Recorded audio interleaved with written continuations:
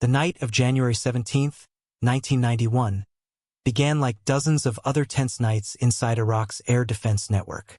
Crews across the country were on alert, eyes fixed to glowing radar scopes, listening to the low, constant hum of generators and cooling systems.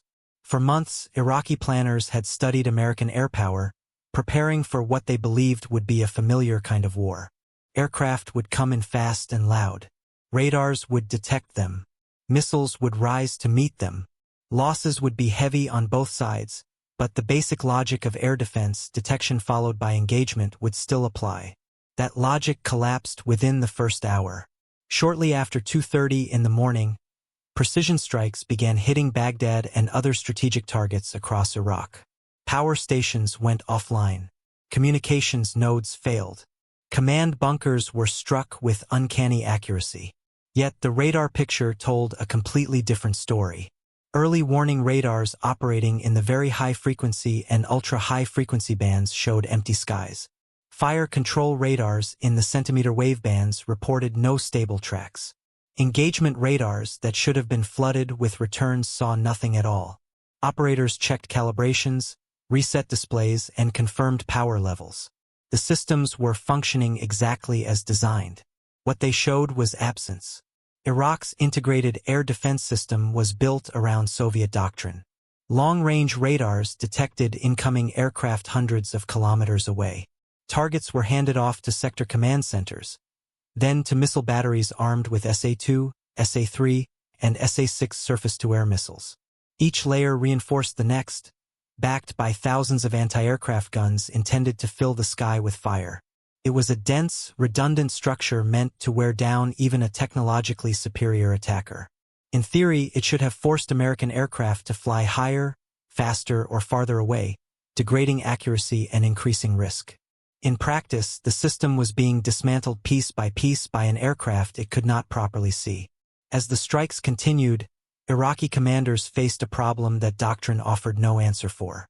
This was not traditional electronic jamming, which appeared on radar as noise or false targets. The screens were clean, the sky was calm, and yet hardened facilities, known down to their ventilation shafts and cable runs, were being destroyed with precision-guided weapons.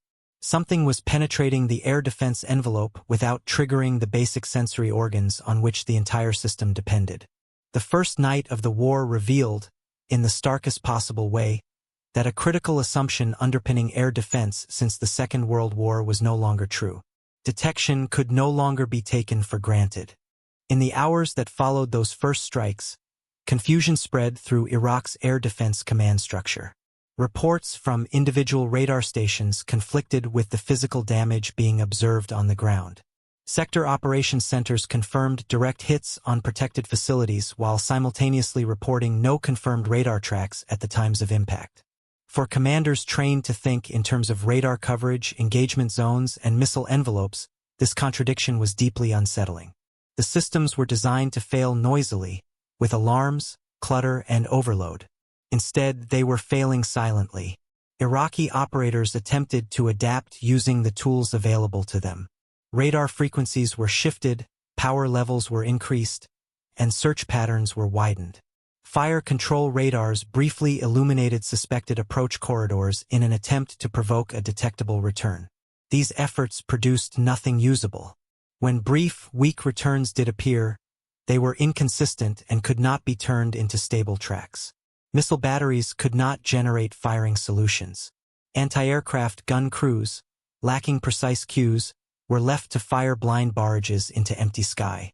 Ammunition expenditure was massive. Results were negligible. This failure was not simply a technical malfunction. It was a doctrinal crisis. Soviet-style integrated air defense assumed that radar detection was inevitable. The entire engagement process, from early warning to missile launch, was built around that premise.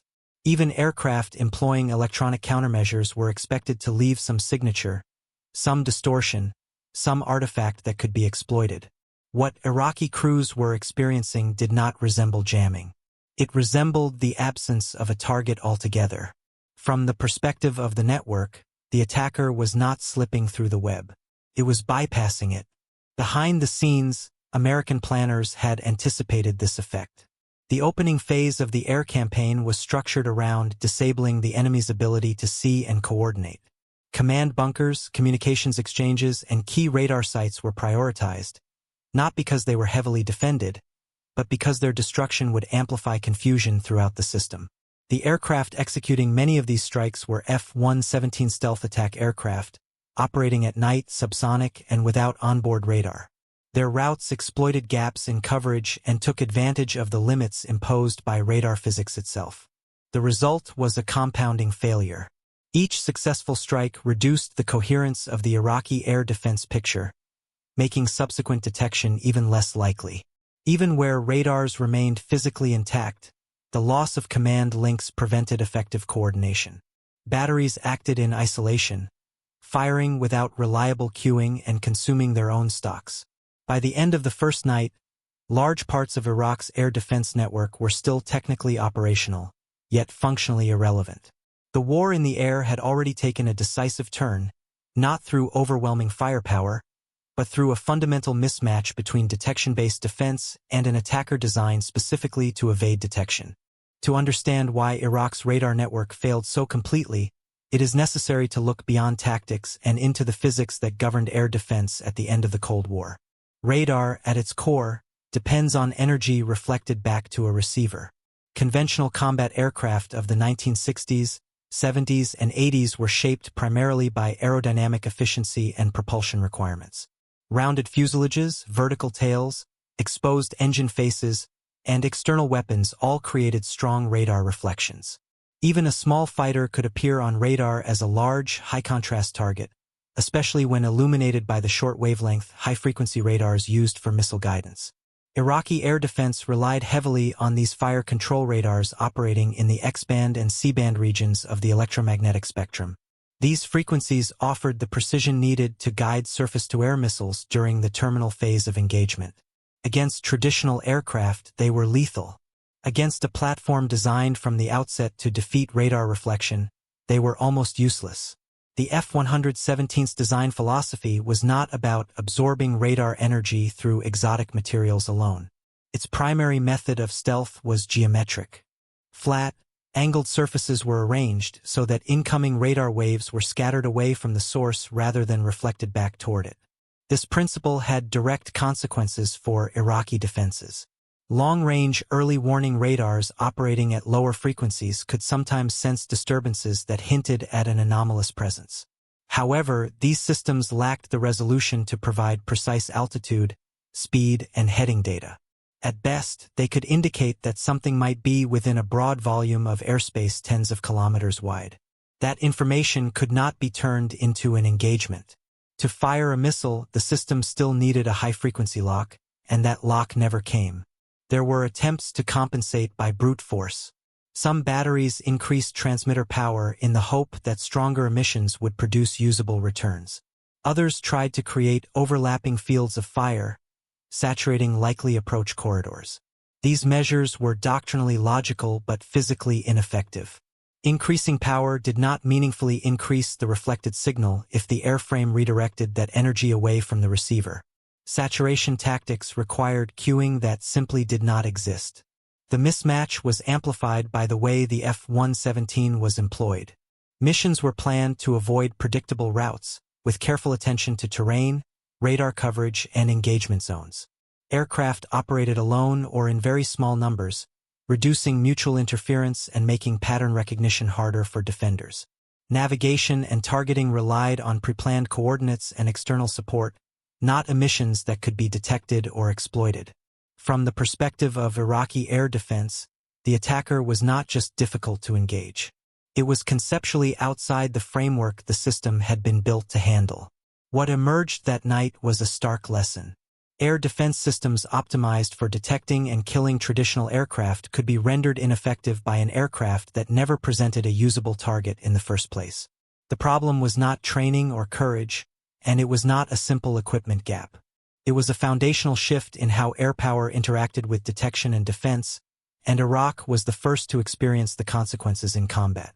The roots of this failure stretched back decades, long before Iraqi crews sat staring at empty radar scopes.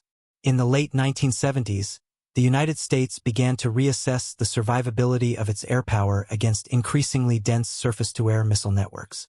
Experiences from Southeast Asia and the Middle East had shown that speed and altitude alone were no longer reliable defenses. Radar-guided missiles were becoming more accurate, engagement ranges were increasing, and layered air defense systems were capable of inflicting unacceptable losses. Rather than attempting to overpower these defenses, American planners began exploring ways to bypass them entirely. This shift was institutional as much as technical.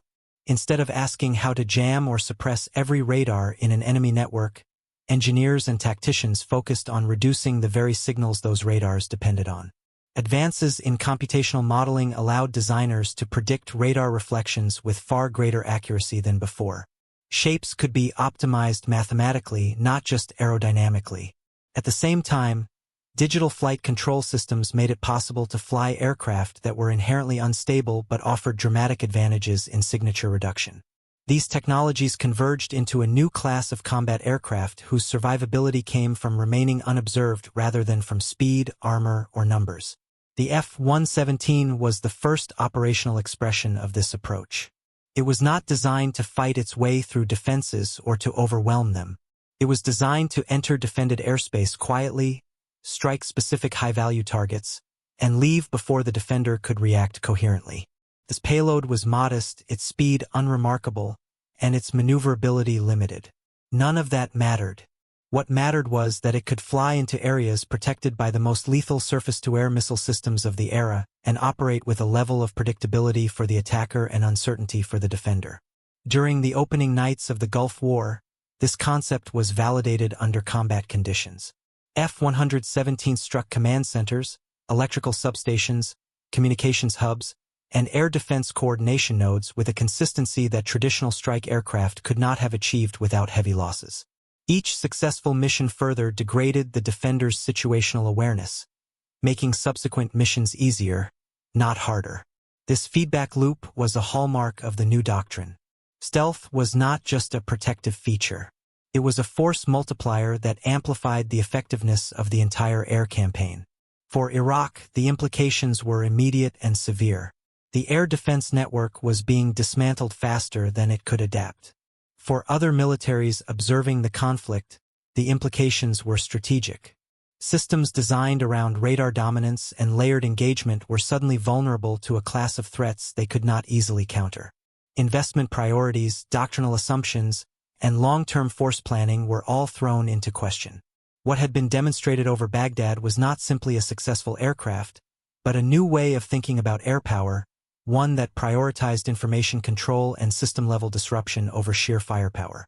As the war continued, the disparity between expectation and reality became impossible to ignore. Iraq launched thousands of surface-to-air missiles over the course of the air campaign, exhausting stockpiles built up over years. Radar-guided systems searched for targets that never resolved, while infrared-guided missiles chased decoys, flares, and background clutter. Anti-aircraft artillery filled the sky with unguided fire, a visible expression of frustration rather than a controlled defensive response. Despite this effort, the F-117 force completed its missions without a single aircraft lost to enemy action during the conflict. This outcome forced a reevaluation well beyond Iraq.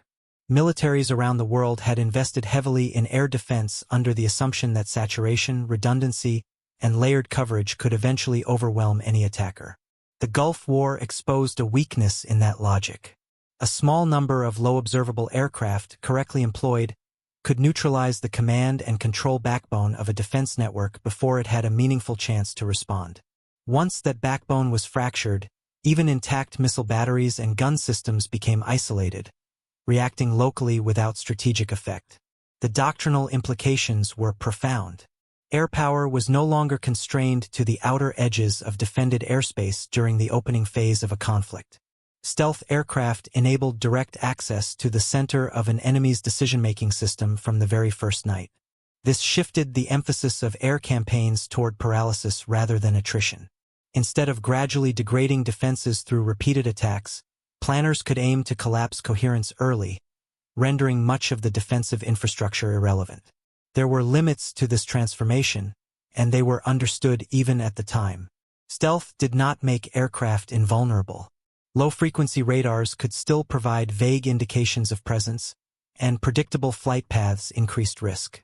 Precision weapons required accurate intelligence, and stealth platforms were expensive and few in number. These constraints meant stealth could not replace conventional air power. Complemented it. By opening corridors, blinding sensors, and dismantling coordination, stealth aircraft created conditions under which non-stealth forces could operate more safely and effectively. What happened over Iraq in 1991 therefore marked the beginning of a new equilibrium rather than the end of air defense. Detection, engagement, and survivability entered an arms race defined by physics, computation, and systems integration. But the balance had shifted. For the first time since radar had entered warfare, it was no longer safe to assume that seeing the enemy was inevitable. That assumption, deeply embedded in doctrine for half a century, had been broken in combat, and its consequences would shape air power debates for decades to come. In the years that followed, the lessons of that night over Iraq rippled through every major military establishment. Air defense designers began experimenting with multiband radar networks, passive detection systems, and sensor fusion concepts intended to compensate for reduced radar returns. New doctrines emphasized mobility, emissions control, and integration with airborne and space-based sensors. At the same time, stealth technology itself evolved. The faceted geometry of the F-117 gave way to smoother blended shapes as computing power increased, reducing radar signatures across wider frequency ranges while improving aerodynamic performance. Stealth was no longer an exotic exception. It was becoming a standard assumption in high-end air power. Yet the deeper change was conceptual rather than technical. The Gulf War demonstrated that modern war was increasingly a contest between systems, not platforms. Sensors, command networks, decision timelines, and data flow mattered as much as missiles or aircraft. The F-117 did not win because it carried more weapons or flew faster than its opponents expected. It won because it attacked the logic of the defensive system itself, denying it the information it needed to function. Once that logic collapsed, numerical strength and individual weapon performance lost much of their meaning. This shift continues to shape conflicts and planning in the present day. Air defense is no longer about building an impenetrable wall. It is about managing uncertainty, preserving situational awareness, and competing in the electromagnetic and information domains as much as the physical one. Likewise, air power is no longer defined solely by range, payload, or speed, but by integration, signature management, and the ability to operate inside contested systems without being decisively engaged. On that January night in 1991, Iraqi radar crews were not witnessing a temporary failure or a clever tactical trick. They were witnessing the arrival of a new era in warfare, one in which invisibility, information dominance, and system disruption would define victory. The skies had not emptied. The rules governing them had changed. If you want to explore more moments where technology quietly rewrote the logic of war, like this video, subscribe to the channel and stay with us.